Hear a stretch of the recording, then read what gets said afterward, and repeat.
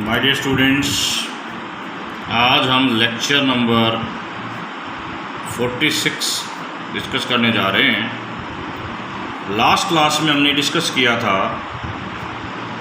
कि ये पॉलिनोमियल इस पॉलिनोमियल के इक्वल होती है। अब इससे आगे चलते हुए डिस्कस करेंगे the coefficients of phi n x over q are integers for all n greater than equal to 1, यानी कि इसके जो कोफिशिएंट होंगे वो इंटीजर होंगे, इसके कोफिशिएंट इंटीजर होंगे। Proof, we prove the result by induction on n। हम ये रिजल्ट प्रूव करेंगे by induction on n। Let n equal to 1। यदि मैं n को 1 ले लेता हूँ तो हमने पढ़ा था कि इसकी वैल्यू होती है x माइनस 1, जिसके कोफिशिएंट इंटीजर हैं। तो this result is true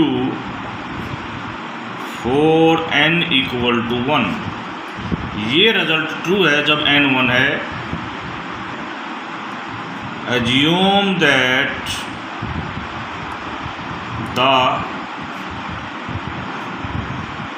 result is true for all positive integers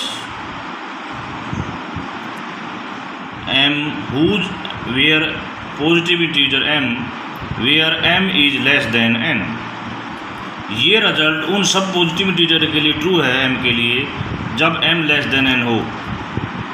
तो phi dx को हम इंटीजर कहेंगे जब d डिवाइड्स क्या करता हो n, but d is not equal to n। इस केस में तो यदि मैं ऐसी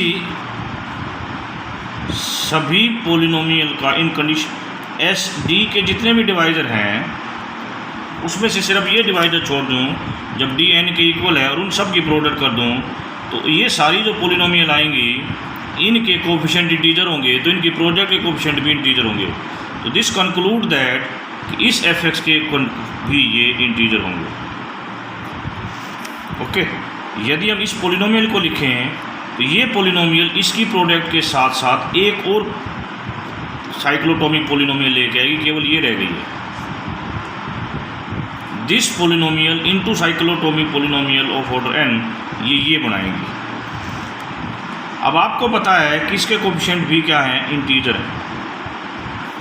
इसके कोफिशिएंट भी इंटीजर हैं। What we can say about this. अब एक रिजल्ट मैं लेके चलना चाह रहा हूँ। यदि दो पॉलिनोमियल मोनिक पॉलिनोमियल हैं और ZX में है तो उसके अंदर डिवीजन एल्गोरिथम पॉसिबल है। फिर सुन लो, दो पॉलिनोमियल जो मेन तो ज़रूरत क्या होती है, जो पॉलिनोमियल जिसने डिवाइड करना है वो मोनिक होनी चाहिए। यदि डिवाइड करने वाली पॉलिनोमियल मोनिक है, दोनों पॉलिनोमियल इंटीजर्स में है, ZX में है, तो उनके अंदर डिवीजन एल्गोरिथम लगेगा। तो यहाँ पर हम ये डिवाइड करने वाली पॉलिनोमियल मान लेते हैं fx, ये इसको डिवाइड करती है, ये मोनिक बनेगी। क्यों बनेगी मोनिक भाई?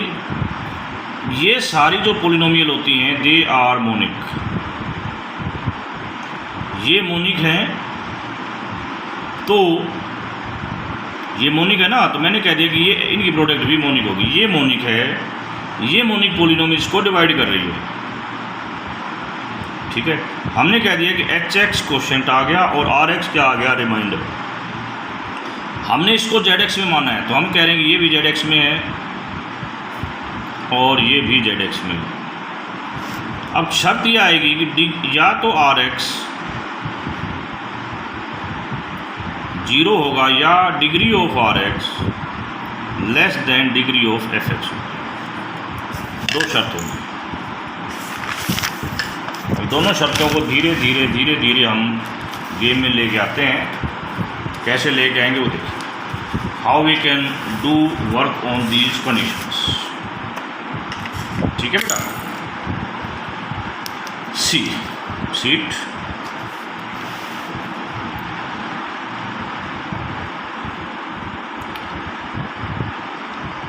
ओके। अब थोड़ी देर पहले लिखा था मैंने कि ये चीज़ किसके इक्वल आई थी,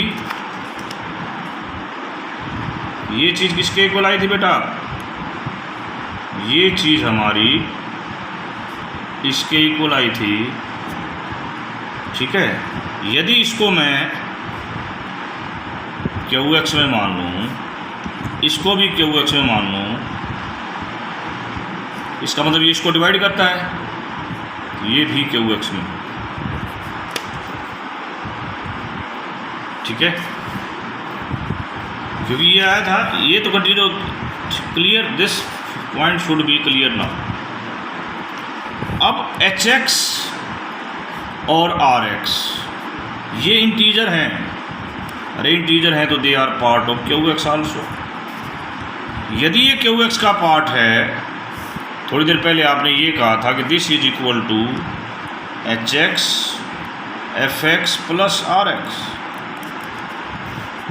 यदि ये क्यू एक्स में है, मैं कह रहा हूँ तो ये, यदि देखो ये क्यू एक्स में भी हो सकता है, ये भी क्यू एक्स में हो सकता है। यदि ये दोनों क्यू एक्स में है, क्यू एक्स में जाकर ये डिवाइड करते हैं, ये रिमाइंडर तो जीरो आएगा, और ये जो आएगा ये ऊपर वाली बात को देखते हुए ये आएगा जीरो, और ये आएगा जीरो। क्योंकि ये देखो ना, क्यू एक्स में तो कहते कंप्लीटली डिवाइड करेगा। आर एक्स जीरो आने का मतलब what we get, R X zero आते ही हमें क्या मिल गया, हमें ये मिल गया कि ये जो एच एक्स, ये तो जीरो हो गया, एच एक्स गुणा में एफ एक्स है, एच एक्स जो कि इसके इक्वल है। और आपने शुरू में माना था ये क्या है जी, इंटीजर्स। तो यहाँ से कंक्लूजन क्या हो गया कि ये इंटीजर हैं इसके कोफिशिएंट, तो इसका मतलब इसके कोफिशिएंट भी इंटीजर है। यही हमारा टारगेट था। टारगेट नंबर 2 कंप्लीट हो गया। Now we are coming toward target number 3। Target number 3 है कि cyclotomic polynomial of degree n, nth cyclotomic polynomial over Q is irreducible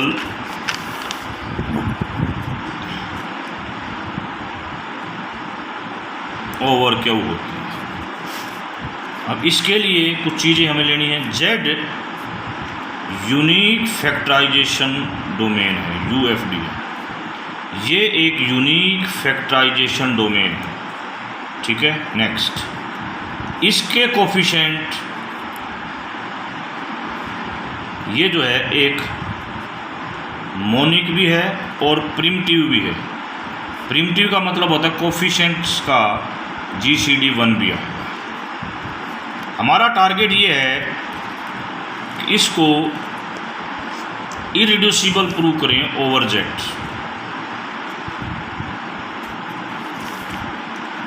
irreducible over Z. ये इफ एंड ओनली इफ होगा यदि ये irreducible over Q होगा।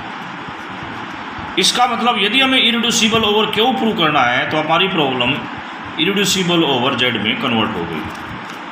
ठीक है, अब हम इस इरिड्यूसिबल ओवर क्यू की बजाय इरिड्यूसिबल ओवर जेड की बात करेंगे।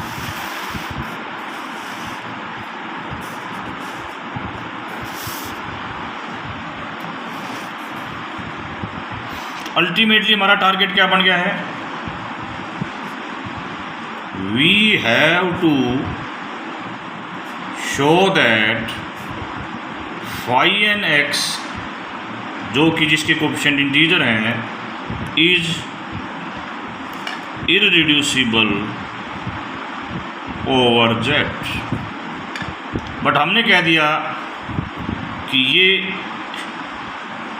इसका एक hx एक इसका इरेड्यूसिबल फैक्टर है। Let hx is irreducible factor of this, और इसको यदि hx डिवाइड करता है तो fx आता है। ये सारी बात आप इस रिंग में कर रहे हैं, तो इसका मतलब hx और fx वे पोलिनोमियल होंगी जिसके कोफिशिएंट इंटीजर हैं, ठीक है। और अब मान के चलते हैं यहाँ पर जो hx की डिग्री है वो ग्रेटर देन इक्वल टू 1 आएगी। अब एज हमें पता है कि ये मोनिक है, ये मोनिक है, तो इसका मतलब fx एंड hx बोथ यहाँ पर मोनिक आएंगे, बोथ यहाँ पर मोनिक आएंगे। लेट अल्फ़ा बी द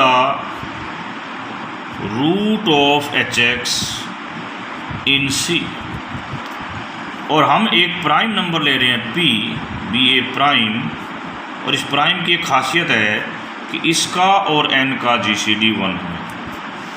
तो अब टारगेट नंबर 1 है, we have to show that alpha की power p is also root of hx in c। अब आप पूछोगे ये प्रूव करने से हमें फ़ायदा क्या होगा। पहले मैं इस फ़ायदे की बात कर रहा हूँ, फिर इस बात को प्रूव कराऊंगा। नोट्स में देखोगे तो पहले ये बात प्रूव की गई है, बाद में इसके फ़ायदे की बात की गई है। मैं पहले आज फ़ायदे की बात करूँ, ठीक है, ओके। इससे क्या फ़ायदा होने वाला है वो फ़ायदा देख लीजिए, ठीक है। यदि आप ये प्रूव करने में कामयाब होते हैं कि alpha is root of hx, तो ये भी रूट होगा hx का इन c, उससे हमें क्या फ़ायदा होगा। Where p is a prime, phi N x में क्या होता है इसके बिल्कुल ध्यान सुनो, वो r n जिनका GCD 1 है, r की वैल्यू 1 से n तक होगी, ये बनेंगे। और ये जो अल्फ़ा ले रहे हैं इसका ऑर्डर n है।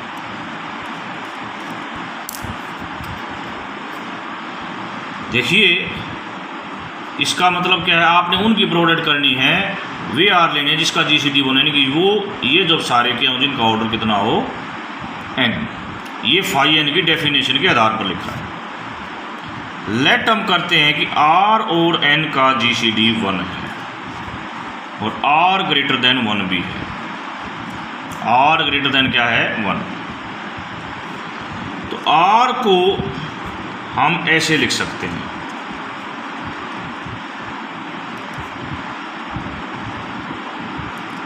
यहाँ पर PIs आर डिस्टिंक्ट प्राइम्स। यदि r और n का GCD 1 है तो इसका एक मतलब है कि PI और n का GCD भी 1 होगा फॉर ऑल i। अब हम इस कंसेप्ट का यूज करना चाहते हैं, कंसेप्ट बड़ा पावरफुल है।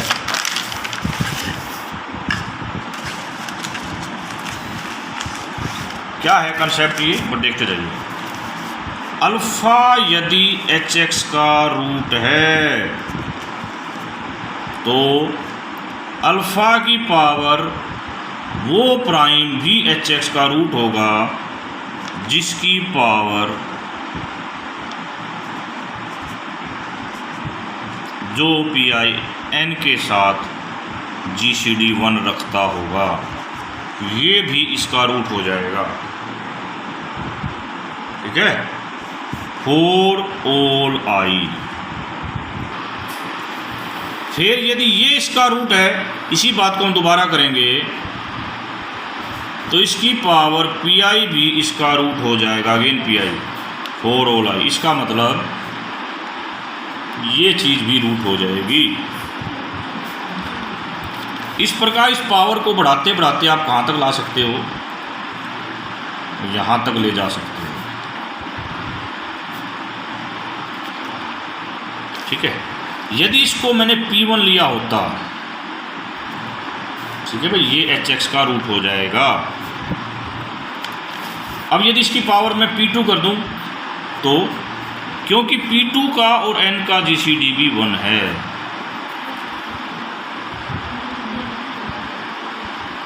ठीक है, P2 का और n का GCD भी 1 है। इसका मतलब इसकी P2 पावर करने के बाद इससे P2 से गुणा हो जाएगा, ये भी hx का रूट होगा। फिर इसको P2 से गुणा करते रहो, कितनी बार करोगे, K2 टाइम, वो भी hx का रूट हो जाएगा फॉर ऑल P1 P2। यहाँ हटा दो, यहाँ हटा दो। इस प्रकार अल्टीमेटली हमें क्या मिलेगा कि ये कोई भी आप बना लो, this is root of hx। ये क्या था वास्तविकता में, अल्फ़ा की power r is a root of hx। यदि अल्फ़ा रूट है hx का तो अल्फ़ा की पावर r भी रूट हो गई hx का। ठीक है बेटा, ओके। इट मीन्स क्या हुआ, दोबारा से इस बात पर आ जाओ, r और n का GCD 1,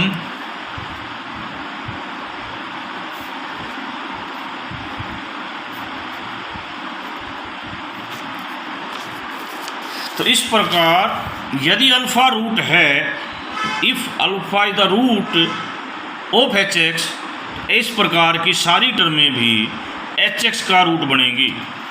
they are all root of hx। Therefore ये चीज़ hx को डिवाइड करेगी।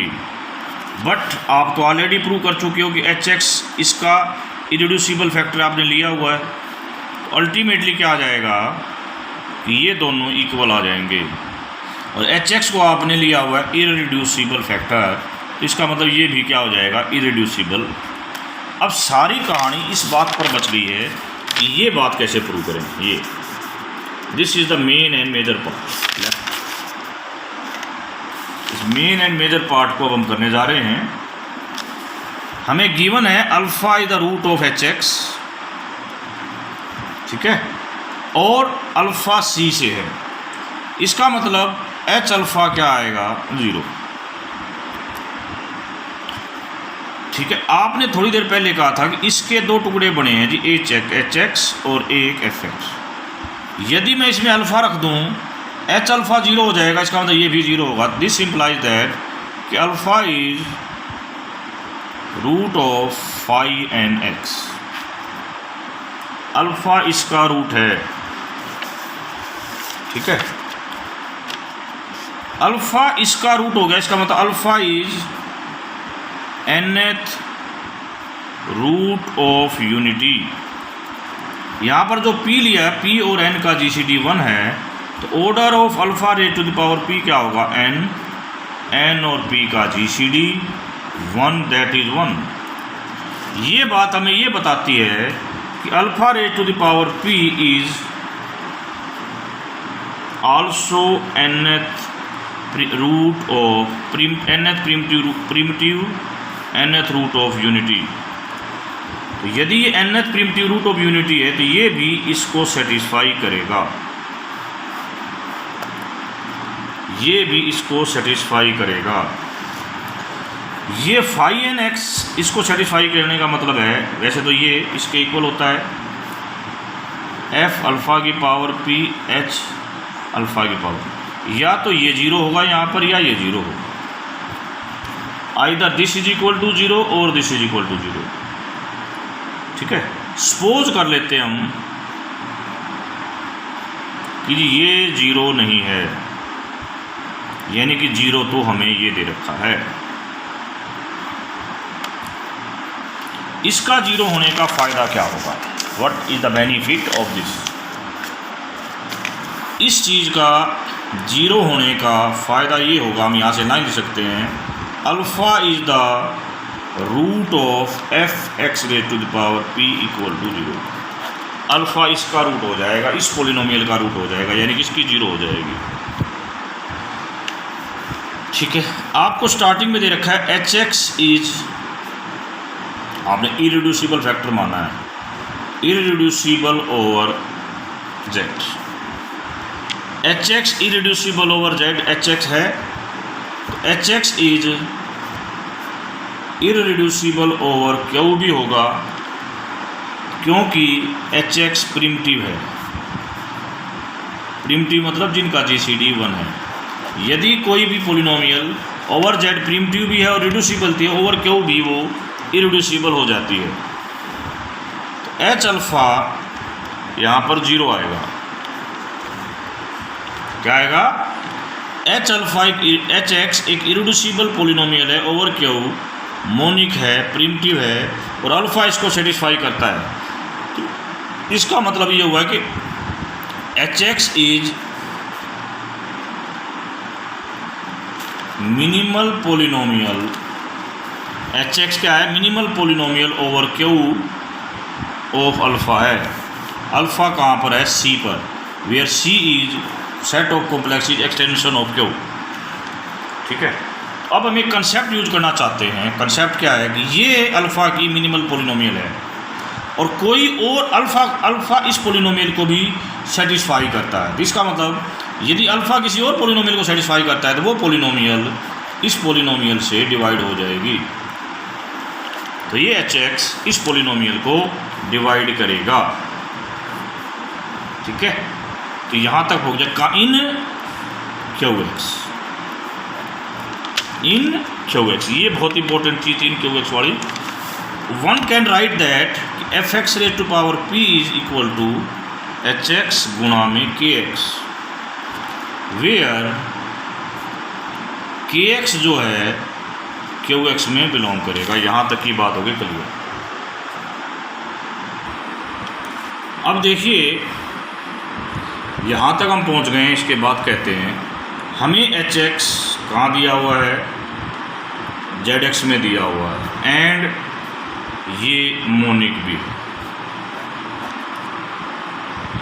ये मोनिक भी है। यदि मैं एच एक्स को इससे डिवाइड करूँ, मैंने बताया था डिवाइड करने वाला मोनिक है, ये भी, ये क्या है यहाँ पर? एफ एक्स क्या था? एफ एक्स भी जेड एक्स में था, पहले आपको बता चुके हैं। ये जो है पोलिनोमियल इस पोलिनोमियल को डिवाइड करेगी। क्या होगा? इधर k1x आएगा और इधर क्या आएगा जी? r1x आएगा। या तो ये r1x 0 होगा या इसकी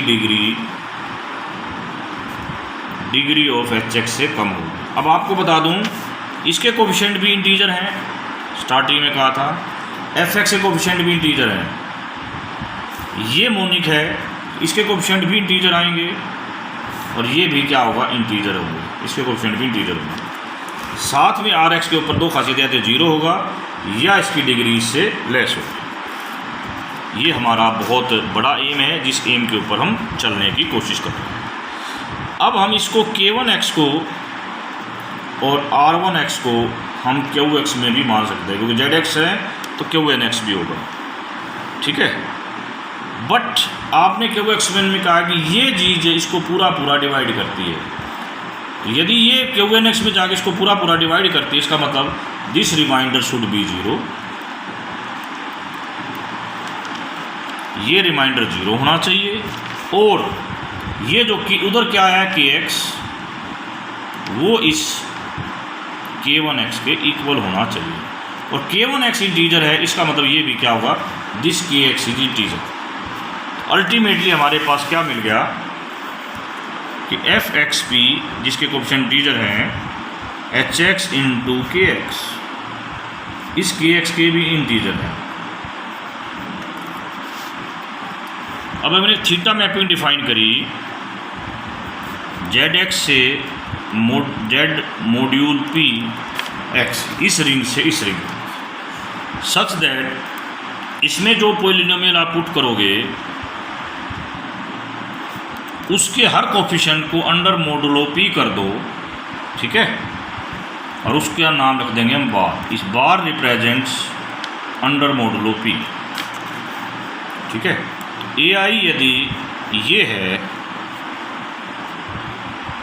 ये बढ़ता है, जहाँ पर ए आई इंटीजर है और ए आई बार की वैल्यू 0 से p के बीच में।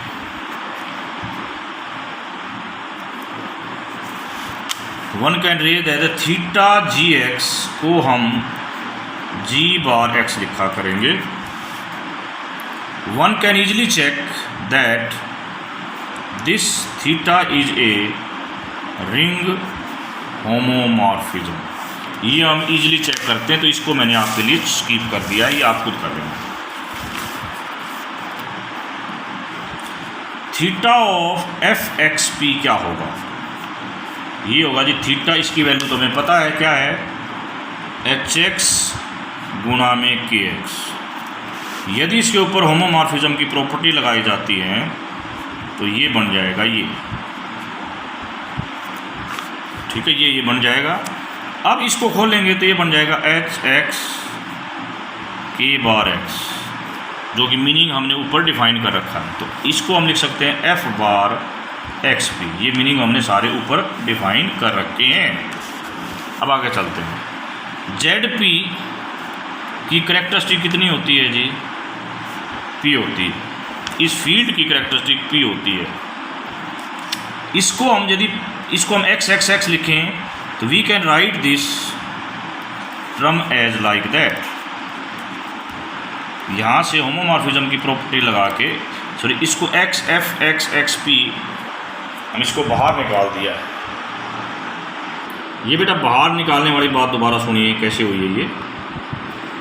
देखिए, यदि मैं कह दूं कि a प्लस बी की पावर p है मोड में, ये है कोई भी, जब मैं इसको खोलता हूँ ना, अंडर मॉडुलो होता तो ये केवल यही चीज़ बच जाती है।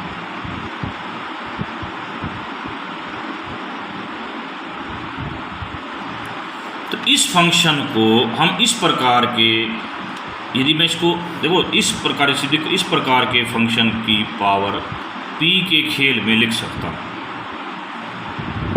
ठीक है, ये एक इम्पोर्टेंट फैक्टर है, इस पे आ जाओ।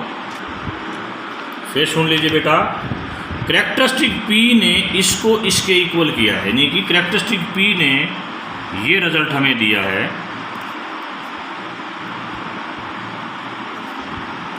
अब इसकी जगह मैंने ये रख दिया। यहाँ से हमारे पास बहुत इंपॉर्टेंट चीज़ें आने वाली हैं जिसका मैं जिक्र करने जा रहा हूँ। आपने ये कहा कि ये चीज़, इसका मतलब इसको डिवाइड करती है।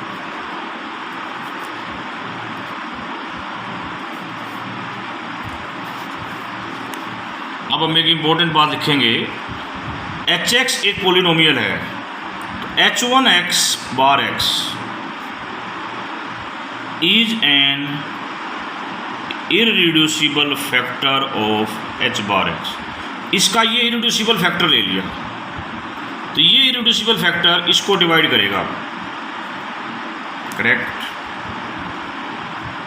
ये इररिड्यूसिबल फैक्टर है, तो ये पोलिनोमियल p बार लिखी हुई है, तो ये इसको डिवाइड, सीधे इसको भी डिवाइड करेगा।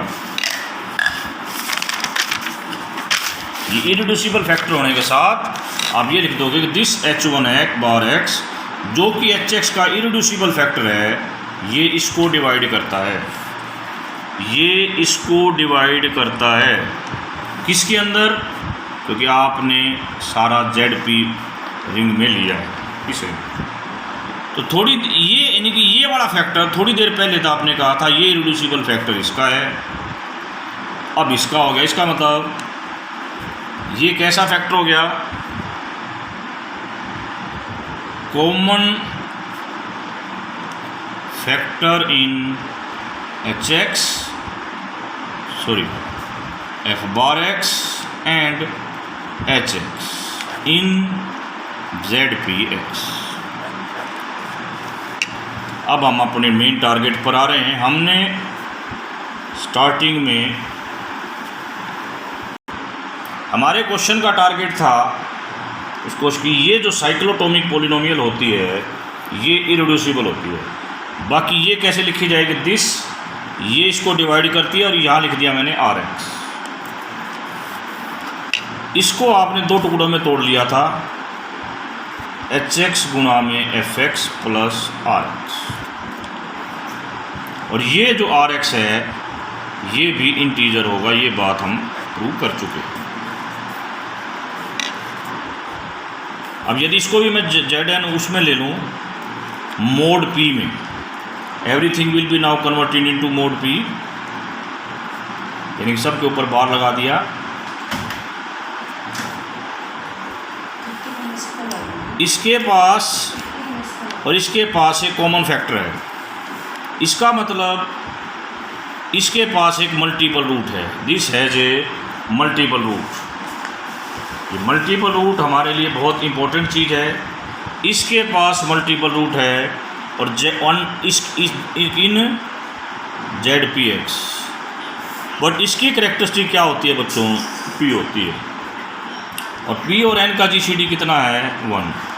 तो इसके तो सारे रूट डिस्टिंक्ट होंगे, which is a contradiction. Contradiction किसके साथ आ गई, हम स्टार्ट में ये लेके चले थे कि ये चीज़ जीरो नहीं होगी, यानी कि एच एक्स का अल्फ़ा की पावर पी रूट नहीं होगा। दिस प्रूव्स दैट कि h x alpha raise to power p zero होगा, यानी कि एच एक्स का रूट क्या हो जाएगा, alpha raise to power p भी हो जाएगा। यानी अल्फ़ा यदि एच एक्स का रूट है, अल्फ़ा की पावर पी भी एच एक्स का रूट होगा, यदि पी और एन का जीसीडी 1 है। यही हमारा टारगेट बचा हुआ था। Thank you very much.